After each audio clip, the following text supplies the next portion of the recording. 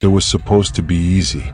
One delivery, flatbed trailer, 4 crates, all sealed, no labels.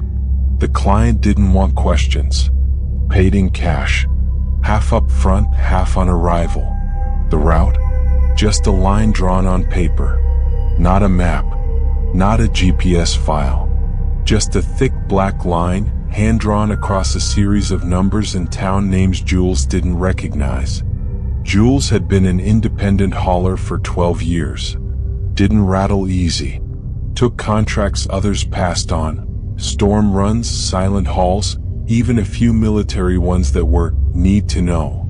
This one didn't feel wrong. Just old. The kind of job that felt like it had been waiting a long time. She loaded up in silence. The warehouse was empty. Not abandoned, clean. But no people. The crates were already tied down. Weight was off. Heavy but not distributed normally. Center mass low. As if whatever was inside was crawling. She adjusted her straps. Slid into the cab. Turned the ignition. Her radio hissed once. Then silence. That night the road felt normal. Long stretches of blacktop. Cornfields. Signs for towns she didn't plan to stop in. Until the fuel light blinked. She pulled off at a station in a town called Halberton. It wasn't on any map she carried. But the place looked real enough. One pump. One motel. One diner. The man at the counter wore a name tag that said, Gary. His voice was warm. Too warm. He asked, "You the one hauling for him?" Jules didn't know what that meant.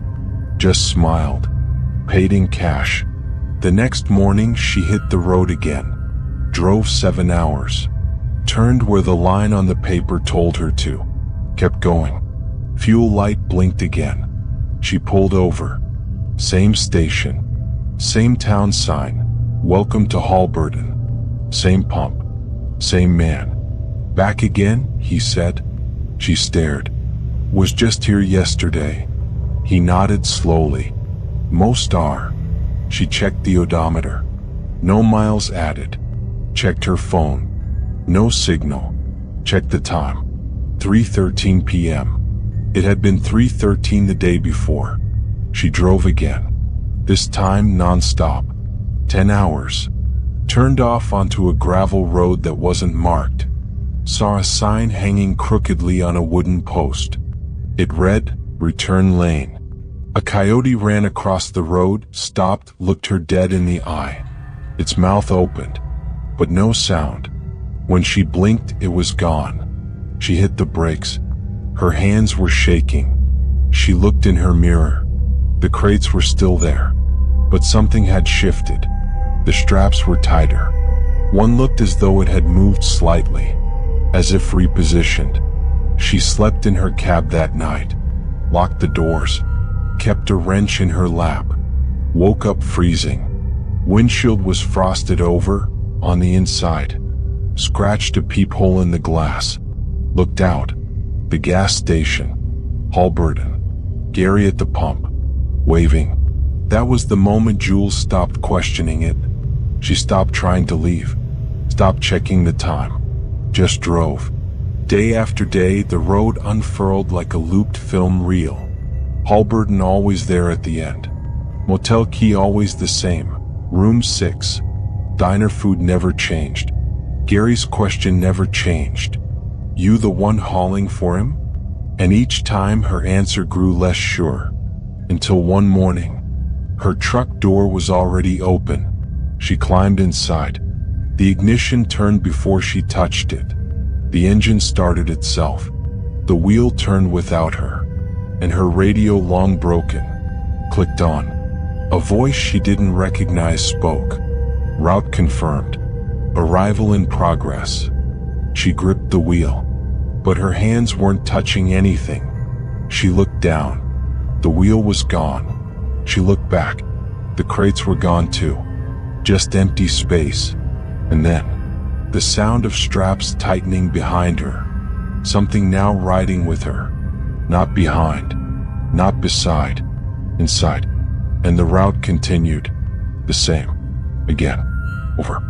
And over. Until time itself forgot how to count her miles. At first, Jules thought it was the heat. The sun hadn't moved in hours. Same shadow angle. Same glare on the windshield. But the truck's clock had. 3:13 a.m. Then 3:13 p.m. Then back again. She stopped checking. Pulled over. Opened the glove compartment. The map, creased and frayed from too many folds, was blank. Town names faded. Highways erased. Only the black line remained. Thick, jagged, leading nowhere. And when she blinked, the map was gone. She opened the trailer to check the cargo. For the first time, the locks came loose too easily. Inside, only 3 crates now. One was open, just enough to let light in. She leaned forward, heard it, breathing. Not fast, not struggling, just steady, like sleep, or waiting. She called out, "Hello." The breathing stopped. She slammed the door, reattached the locks, climbed into the cab. Her phone buzzed for the first time in days. One notification. GPS system. Destination behind you. She looked in the mirror. A truck, matching hers. Flatbed. Same paint. Same dents. Same license plate. Driver's window rolled down. And in the cab, Jules.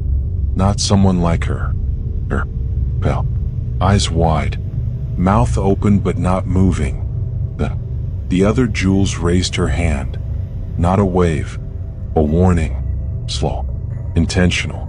Then, she mouthed something. 3 words. Jules couldn't hear them, but she knew them. "You're already here." She hit the gas, tried to outrun her own reflection.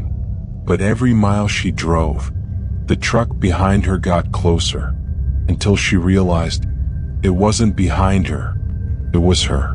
She was both, the watcher and the watched, caught in some loop of sight and motion. The breathing returned, not from the trailer, from the cab, from behind her seat. She spun. Nothing but the rearview mirror, flickered, showed her the trailer interior. Not 3 crates, just one. And inside, her eyes closed, breathing, sleeping, or waiting. And then her CB, dead for days, crackled. A voice. "You've made all the deliveries you're going to make. Now, you're the freight." She looked at her hands. They weren't gripping the wheel anymore. The wheel turned itself. The rig hummed, steering toward nothing. The sky above split in half, lightning without thunder. And the road ahead began to repeat. Same tree, same billboard, same coyote, looping, relentlessly.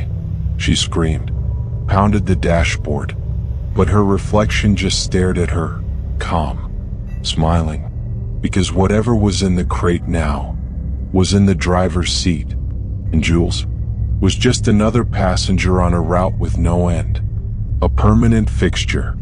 Freight turned shadow, shadow turned memory, and the road kept moving, because the road never stops, especially when you're the one being delivered. Jules didn't sleep anymore, not because of fear, because time no longer gave her the chance.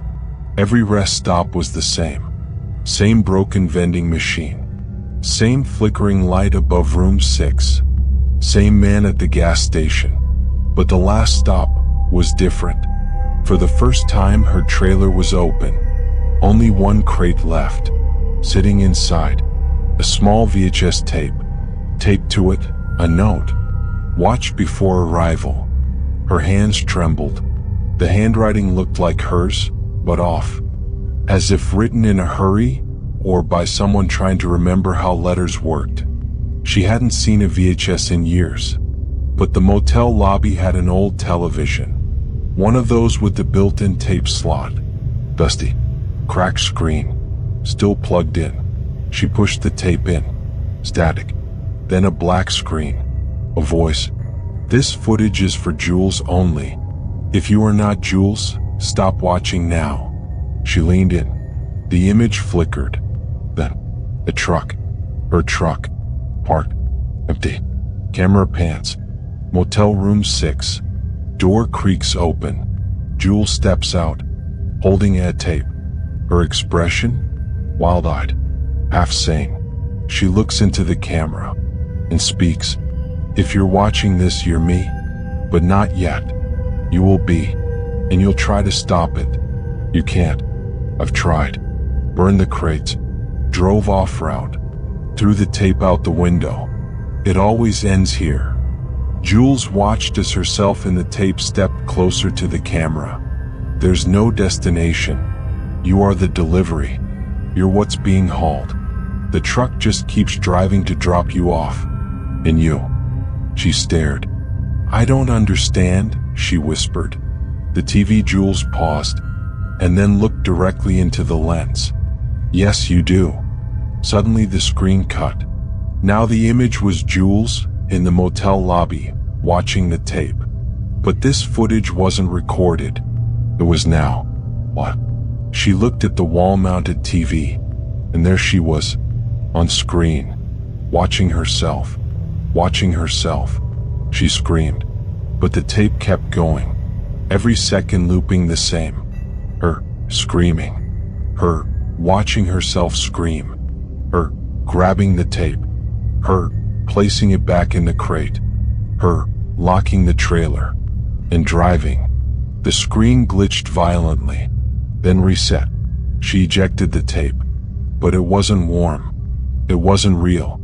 It turned to ash in her hand, and when she looked down, she was already in her cab, the engine already running, the wheel already turning. A voice crackled from the CB. Confirmed receipt. Preparing for next cycle. She turned her head slowly. In the passenger seat, a mirror, but not glass, a real-time reflection, showing her in room 6, watching the tape. And in that version, the Jules in the reflection looked over her shoulder, right at her, and mouthed, "Now you know." The cab lights flickered. The road began to move. She didn't press the gas. The trees rushed by, same ones, over and over. The delivery route, eternal, inescapable, and somewhere in that loop, a motel, a crate, tape, always waiting for the next Jules, the next freight, because in this haul, the cargo never arrives, it just wakes up and drives again. Jules thought she was just making another delivery, but what if the road itself had different plans? What if you were the cargo? Have you ever felt like you were stuck in a place you couldn't escape? A road that never seemed to end? A journey that kept repeating? Share your experiences in the comments below, and tell us, what's the longest road you've ever driven? And did you make it out? Hit subscribe if you're brave enough to hear more stories from roads that should have never been taken.